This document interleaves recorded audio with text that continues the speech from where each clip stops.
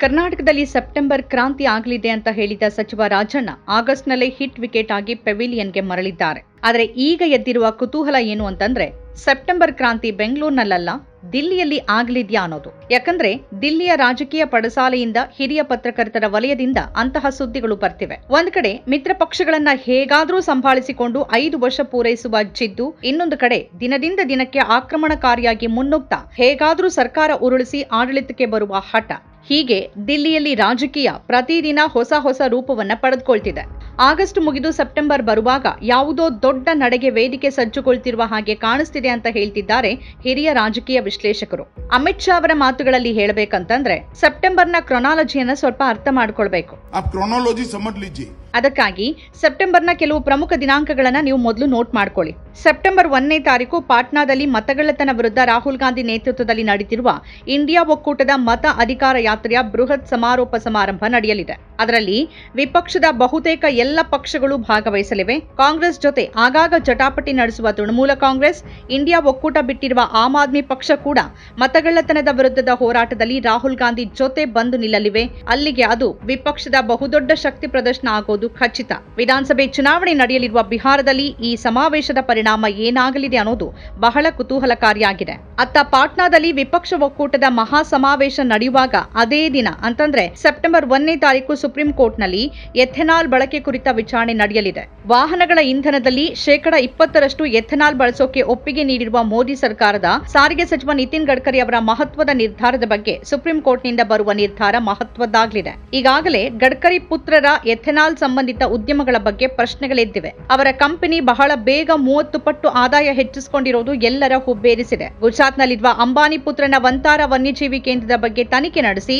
Mukesh ಅಂಬಾನಿಯನ್ನೇ target ಮಾಡಲಾಗಿದೆ ಅಂತ ಹೇಳಲಾಗ್ತಿರುವಾಗಲೇ ಪುತ್ರರ company ಹೆಸರಲ್ಲಿ ಗಡ್ಕರಿಯೂ ಟಾರ್ಗೆಟ್ ಆಗ್ತಾರಾ ಅನ್ನೋ ಚರ್ಚೆ ಶುರುವಾಗಿದೆ. ಅಂದಹಾಗೆ ವಂತಾರ ಕುರಿತು ತನಿಖೆ ನಡೆಸಿ ಸುಪ್ರೀಂ ಕೋರ್ಟ್ ಮಾಜಿ ನ್ಯಾಯಾಧೀಶ ಚಲಮೇಶ್ವರ್ ಅವರು ಸೆಪ್ಟೆಂಬರ್ 12ನೇ ತಾರೀಕಿನಂದು ವರದಿ ನೀಡಬೇಕಾಗಿದೆ.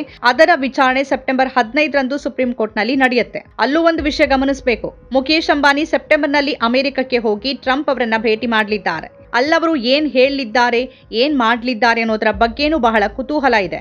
ಅದಕ್ಕಾಗಿ ಒತ್ತಡ ಹಾಕೋಕೆ ಅಂತಾನೆ ವಂತಾರ ತನಿಖೆಯನ್ನ ಕೈಗೆತ್ತಿಕೊಳ್ಳಲಾಯ್ತಾ ಅನ್ನೋ ಪ್ರಶ್ನೆನೂ ಇದೆ ಅಂತ ಹೇಳ್ತಾರೆ ಹಿರಿಯ ಪತ್ರಕರ್ತ ವಿಜಯ್ ವಿದ್ರೋಹಿ. ಈ ನಡುವೆ ಸೆಪ್ಟೆಂಬರ್ 11ನೇ ತಾರೀಕು RSS ಮುಖ್ಯಸ್ಥ ಮೋಹನ್ ಭಾಗವತ್ ಅವರಿಗೆ 75 ವರ್ಷ ಆಗುತ್ತೆ. ಆದರೆ ಅವರು 80 ವರ್ಷದವರೆಗೆ RSS ಅನ್ನ ಮುನ್ನಡೆಸುವ ಮಾತಾಡಿದ್ದಾರೆ. ಸೆಪ್ಟೆಂಬರ್ 17ರಂದು ಪ್ರಧಾನಿ ಮೋದಿಜಿಗೆ 75 ವರ್ಷ ಆಗತ್ತೆ. ಅವರು ಅವತ್ತು ಬಿಜೆಪಿ ನಿಯಮದ ಪ್ರಕಾರ ನಿವೃತ್ತರಾಗುವುದಿಲ್ಲ. ಆದರೆ ತನ್ನ ಅವಧಿಯಲ್ಲೇ ಮೋದಿಜಿಯನ್ನ ರಿಟೈರ್ ಮಾಡಿಸಿ ಹೋಗ್ತೇನೆ ಅಂತ ಭಾಗವತ್ ಗುಟ್ರು ಹಾಕಿದ ಹಾಗಿದೆ. ಮೊನ್ನೆ ದಿಲ್ಲಿಗೆ ಬಂದ ಭಾಗವತ್ ಮೋದಿಜಿಯನ್ನ ಭೇಟಿ ಮಾಡಿಲ್ಲ. ಯಾಕೋ ಸ್ವಲ್ಪ ಇರುಸು ಮುರುಸಿನಲ್ಲೇ ಇದ್ದ ಹಾಗೆ ಮಾತಾಡಿದ್ರು. ಅದರ ನಡುವೇನು ಕಾಶಿ ಮಥುರಾದಲ್ಲೂ ವಿವಾದ ಎಬ್ಸೋಕೆ ನಮ್ಮ ಕಾರ್ಯಕರ್ತರು ಬೇಕಿದ್ರೆ ಸೇರ್ಕೊಳ್ಬಹುದು ಅಂತ ಪರೋಕ್ಷ ಪ್ರಚೋದನೆ ನೀಡಿದ್ರು. ಹಾಗಾಗಿ ಮೋದಿಜಿ ಬರ್ಡೇ ದಿನ ಯಾವ್ದಾದ್ರೂ ದೊಡ್ಡ ಘೋಷಣೆ ಇರಬಹುದಾ ನೋಡ್ಬೇಕಾಗಿದೆ. ಆದ್ರೆ ಅದಕ್ಕೂ ಮೊದಲು ಸೆಪ್ಟೆಂಬರ್ 9ರಂದು ಉಪರಾಷ್ಟ್ರಪತಿ ಹುದ್ದೆಗೆ ಚುನಾವಣೆ ನಡೆಯಲಿದೆ. ಅಲ್ಲಿ NDA ಅಭ್ಯರ್ಥಿಯೇ ಗೆಲ್ಲೋದು ಖಚಿತ. ಆದ್ರೆ 3-4 NDA ಸಂಸದರು ಅಡ್ಡ ಮತದಾನ ಮಾಡಿದ್ರು. ಕೆಲವು NDA ಸಂಸದರು ಮತದಾನಕ್ಕೆ ಗೈರಾದ್ರೂ ವಿಪಕ್ಷದ ಕೈಗೆ ದೊಡ್ಡ ಅಸ್ತ್ರ ಸಿಗಲಿದೆ. ಆಗ ಮೋದಿ ಸರ್ಕಾರಕ್ಕೆ ಮುಜುಗರ ಖಚಿತ. ಸೆಪ್ಟೆಂಬರ್ 12ನೇ ತಾರೀಕಿನಂದು ಸುಪ್ರೀಂ ಕೋರ್ಟ್ನಲ್ಲಿ ಬಿಹಾರದ ಮತದಾರರ ಪಟ್ಟಿಯ ವಿಶೇಷ ಪರಿಷ್ಕರಣೆಯ ಕುರಿತು ತೀರ್ಪು ಬರಬೇಕಿದೆ. ಅದಕ್ಕೂ ಮೊದಲು ಅಲ್ಲಿನ ಪರಿಷ್ಕೃತ ಮತದಾರರ ಪಟ್ಟಿಯ ಕರಡು ಬಂದು ಅದರಲ್ಲಿ ದೊಡ್ಡ ಸಂಖ್ಯೆಯ ಮತದಾರರ ಹೆಸರು ಕಟ್ ಆಗಿದ್ರೆ ದೊಡ್ಡದೊಂದು ವಿವಾದ ಭುಗಿಲೇಳಲಿದೆ. ರಾಹುಲ್, ತೇಜಸ್ವಿ ಸಹಿತ ವಿಪಕ್ಷ ಮತ್ತೆ ಬೀದಿಗಿಳಿಯಲಿದೆ. ಅದರ ಪರಿಣಾಮ 12ರ ತೀರ್ಪಿನ ಮೇಲೆ ಏನಾಗುತ್ತೆ ಅಂತ ನೋಡಬೇಕಾಗಿದೆ. ಟ್ರಂಪ್ ಟ್ಯಾರಿಫ್ನಿಂದ ಕಂಗೆಟ್ಟಿರುವ ಪಾದರಕ್ಷೆ ಉದ್ಯಮ, ಟೆಕ್ಸ್ಟೈಲ್ ಉದ್ಯಮ, ಆಭರಣಗಳ ಉದ್ಯಮ ಕ್ಷೇತ್ರಗಳು ಮೋದಿ ಸರ್ಕಾರ ಸೆಪ್ಟೆಂಬರ್ ತಿಂಗಳಲ್ಲಿ ಏನಾದ್ರೂ ಪರಿಹಾರ ಪ್ಯಾಕೇಜ್ ಅನ್ನ ಘೋಷಣೆ ಮಾಡಬಹುದು ಅಂತ ಕಾದು ಕುಳಿತಿವೆ. ಅಂತಹ ಕ್ರಮವೇನಾದ್ರೂ ಆಗದೇ ಇದ್ರೆ ಆ ಕ್ಷೇತ್ರಗಳಲ್ಲಿ ಬಹಳ ದೊಡ್ಡ ಸಂಖ್ಯೆಯಲ್ಲಿ ಉದ್ಯೋಗಿಗಳು ಮನೆಗೆ ಹೋಗಬೇಕಾಗತ್ತೆ. ಈಗಾಗಲೇ ನಿರುದ್ಯೋಗ ಕಾಡ್ತಿರುವಾಗ ಅದು ಇನ್ನೊಂದು ದೊಡ್ಡ ಸಮಸ್ಯೆ ಆಗಲಿದೆ.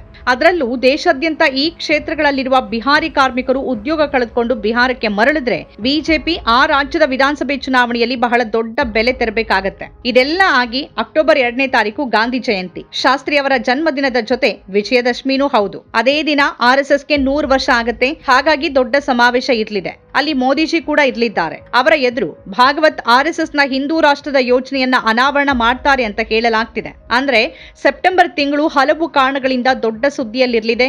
ಜೊತೆಗೆ ಸೆಪ್ಟೆಂಬರ್ ತಿಂಗಳ ಬೆಳವಣಿಗೆಗಳು ಮೋದಿ ಸರ್ಕಾರದ ಭವಿಷ್ಯವನ್ನ ನಿರ್ಧರಿಸುವ ಸಾಧ್ಯತೆಯೂ ಇದೆ.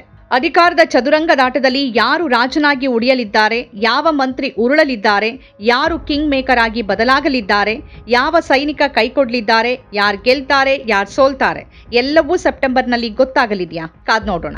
ನಮ್ಮ ಕಾರ್ಯಕ್ರಮಗಳನ್ನ ನೀವು ನೋಡ್ತಾ ಇದ್ರೆ ನಮ್ಮ ಚಾನೆಲ್ ಅನ್ನ ಸಬ್ಸ್ಕ್ರೈಬ್ ಮಾಡಿ, ಪಕ್ಕದ ಬೆಲ್ ಐಕಾನ್ ಒತ್ತಿ ನಮ್ಮನ್ನ ಬೆಂಬಲಿಸಿ. ಹಾಗೆ ನಮ್ಮ ಕಾರ್ಯಕ್ರಮಗಳನ್ನ ಲೈಕ್ ಮಾಡಿ, ಕಮೆಂಟ್ ಮಾಡಿ, ಅದನ್ನ ಬೇರೆಯವರಿಗೂ ವಾಟ್ಸ್ಆಪ್ ಮೂಲಕ ಶೇರ್ ಮಾಡಿ. ನೀವು ಹೀಗೆ ಮಾಡಿದಾಗ ನಮ್ಮ ಚಾನೆಲ್ ಇನ್ನಷ್ಟು ಮತ್ತಷ್ಟು ಜನರಿಗೆ ತಲುಪಲು ನೀವು ನಮ್ಮೊಂದಿಗೆ ಸಹಕರಿಸಿದ ಹಾಗಾಗುತ್ತೆ. ಇದು ನೀವು ಯಾವುದೇ ಖರ್ಚಿಲ್ಲದೆ ಕೆಲವೇ ಸೆಕೆಂಡುಗಳಲ್ಲಿ ನೀಡಬಹುದಾದ ಸಹಕಾರ. ಧನ್ಯವಾದಗಳು.